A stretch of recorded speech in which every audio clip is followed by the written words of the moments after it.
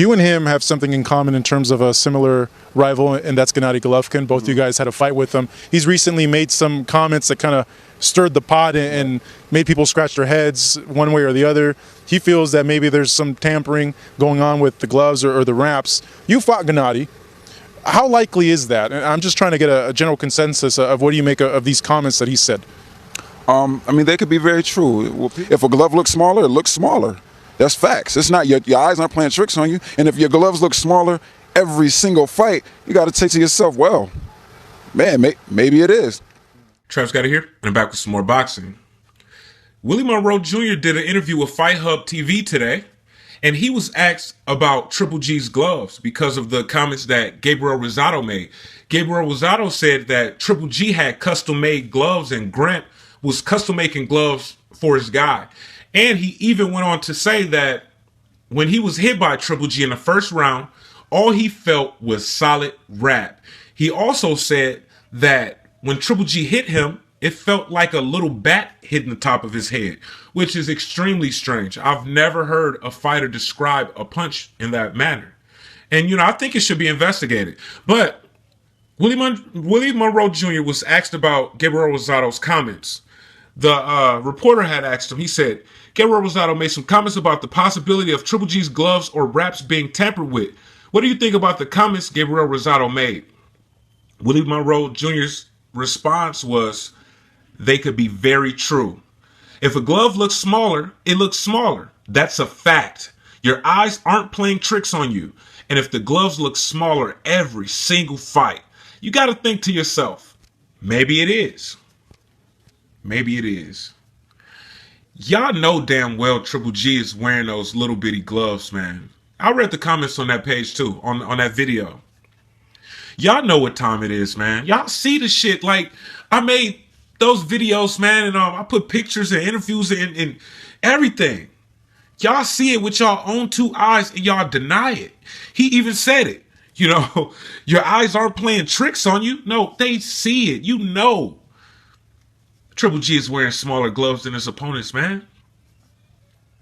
I don't know if he's doing anything with the wraps or not, but, you don't even have to do nothing with the wraps if you're wearing little bitty gloves where there's very little cushion around the knuckles in those gloves. All the person is going to feel is wrap and your knuckles possibly. You might as well not even wear gloves. If you're going to wear gloves that small, in a Rosado fight, man, Triple G's gloves look half the size of Gabriel Rosado's. What is up with that, man? Why do your gloves look like a small little ball? And they're not even really shaped like a glove. And Rosado's gloves is so much bigger than yours. And then they try to say these guys making up excuses and they're a sore loser. But Gabriel Rosado said something about Triple G's gloves before the fight. Before he lost the fight. So how could you say he's being a sore loser? He said something before the fight. But you know what? I think it's obvious that these Triple G fanboys don't even care, man. They don't care if Triple G is cheating to win these fights. They just want to see him keep winning. The commission isn't going to do anything about it because Triple G is generating millions of dollars. Multi-millions. You know what I'm saying? This dude is putting millions of dollars in this network's pocket. They making money off of him. You think they gonna really investigate him and do something about it and then take away his firepower so that he can possibly lose? You think they gonna do that? Hell no. They gotta protect they golden boy, they golden egg, they cash cow. Triple G. You making all of that money, man. This is business. And business isn't fair. It's cutthroat as hell. But I think it's real fucked up that people are excusing these little bitty gloves that Triple G is wearing. Because what if one of these fighters that he's fighting dies from him hitting them with those little small gloves that, either if they custom made, or if they tamper with, then, but still, they still don't look right. And what if he fights somebody and somebody dies? Y'all let this shit go on. Something got to be done about this. But don't nobody care. The commission don't care. HBO don't care. Nobody, big higher up has really questioned it. I heard Eddie Hearn say that he's going to make sure Triple G's gloves and everything is going to be checked. There's not going to be any funny business. And guess what, man? Triple G and Kell Brook had the same exact gloves. Why is that? Triple G and David Lemieux did too. And you know, Triple G was the A side to David Lemieux, but Golden Boy is a bigger promotional company than K2.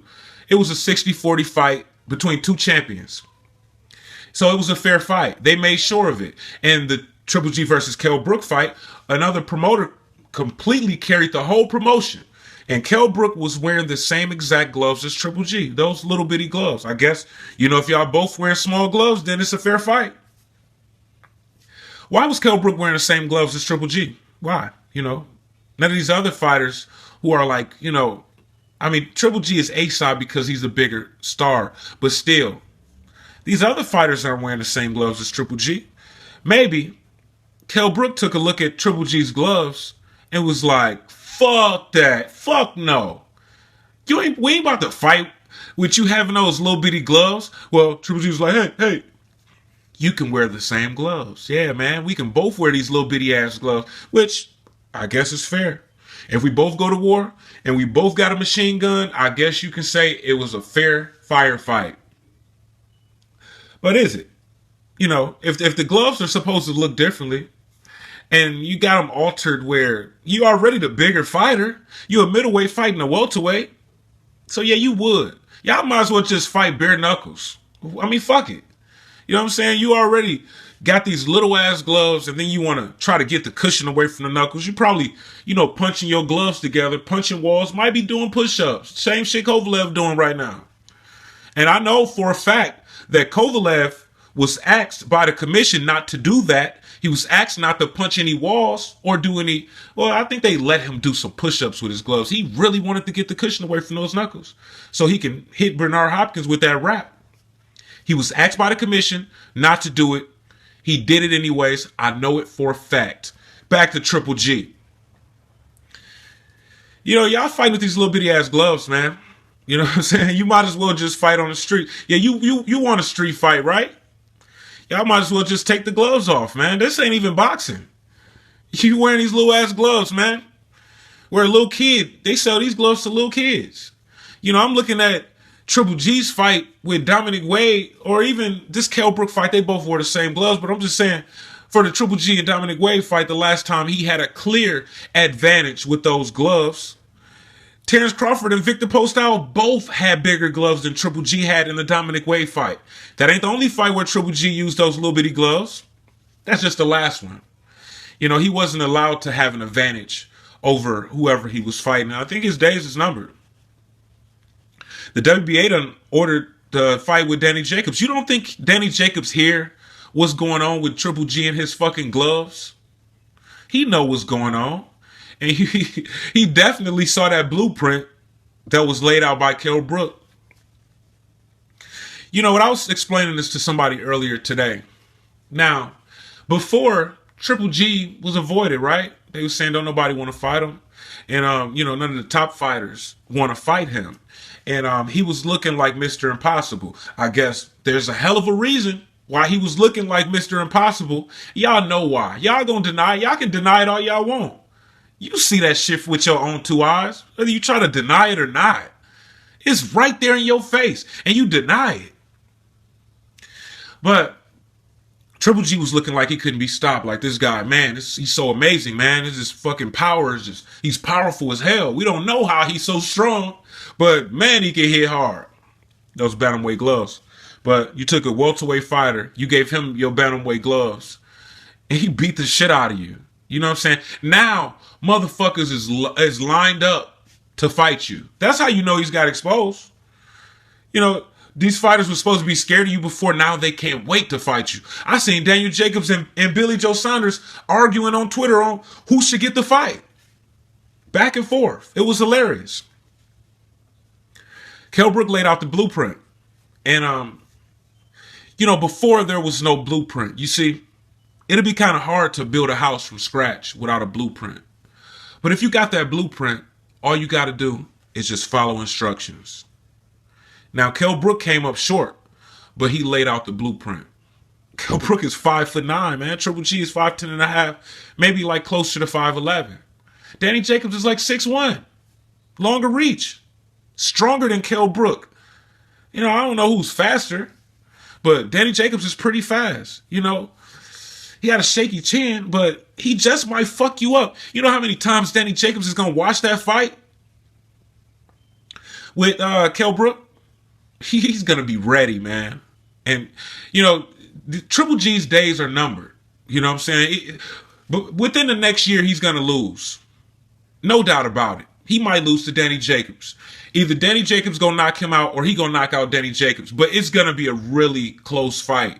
It is not going to be no overwhelming chance that Triple G is just going to beat the hell out of Danny Jacobs. Fuck no. And guess what? There is the blueprint right there in front of Danny Jacobs. It's right there. They licking their chops. Triple G is fucking looking like a prime rib. You looking like a juicy ass steak from Outback Steakhouse right now. You looking like Thanksgiving dinner to all of these middleweights. Before you couldn't get a fight. Danny Jacobs, Billy Joe Saunders, and Chris Eubank Jr. want to fight you. And that's just in your weight class. Let alone these other fighters, when you got to saying 154 to 168. These fighters in your own weight class can't wait to fight you. They arguing to fight you. Man, I want to fight him, man. You doing this. You got a secondary title. No, fuck that, man. I'm his mandatory. You know what I'm saying? What the fuck happened to you when I called you out when I was ready to beat your ass? Oh, shut the fuck up. This is the type of conversations that's going on just to fight Triple G. No lie. Dead serious. Go check it out. It's crazy, man. You know, I think Canelo should probably make that fight in, Cinco de Mayo next year. They had a verbal agreement to make the fight September of next year. I don't think that he should wait that long. I don't think that Triple G is going to survive that long. Triple G is aging rapidly. He's already in his mid-30s. What is he, 34, 35? He's slowing down, you know what I'm saying? He's not going to get any better. He's going to get worse before he gets better. The blueprint was just laid out. Everybody knows about his gloves.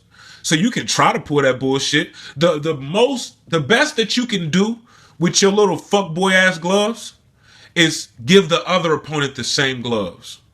And your gloves is definitely going to be checked. That's the most you can do. But I believe the days of Triple G wearing those smaller gloves than his opponents is over.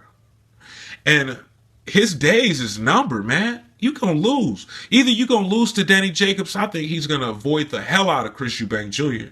because I definitely think Chris Eubank Jr. will beat him, but that'll be a hell of a fight. Triple G might be able to pull it off. We don't know. We have to see the fight. But Chris Eubank Jr. want to fight him. Danny Jacobs want to fight him. Billy Joe Saunders, I don't know, man. You know, Triple G might beat the hell out of him.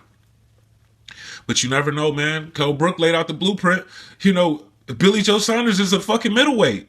I mean, you got your ass whooped by a welterweight, so we don't even know. And it's a reason. That was the reason why you've been ducking and making excuses, doing all of this talking. You know what I'm saying? Where they hyping you up. Where you can beat everybody from 154 to 168. It wasn't just Abel Sanchez saying that shit. Triple G himself said that shit too. Can you go up to 68? Yeah, I can. But you could go down to 54. Yesterday, after training, I'm 162. 165 in 2 weeks. No, just for me it's easy. 154 and 168. And then you started making excuses. Ward, you need to come down 4. Canelo, you need to come up 5. DeGale, you're not a big enough star yet. You know what I'm saying? You need to, build your brand and shit. But Gilberto Ramirez, who just popped up out of nowhere, nobody still ain't even talking about him. Hey, he has a lot of fans and, he just did this. It's a reason why they was ducking and being all strategic and shit. It's because they knew if they fought the right fighter, Triple G would be exposed. And there is a lot of people saying that Canelo would beat the shit out of Triple G. I've been telling y'all. What you gonna do? You gonna run up on Canelo with no defense? As strong as that motherfucker is, he bigger than you? You might be a little taller, but Canelo big than a motherfucker. Put motherfuckers to sleep. And you ain't got no defense and you aggressive. You are tailor-made for Canelo. So that's why he don't want to make that fight. It's obvious. They got y'all fooled, man. They lying to you, motherfucker. Y'all just buy it.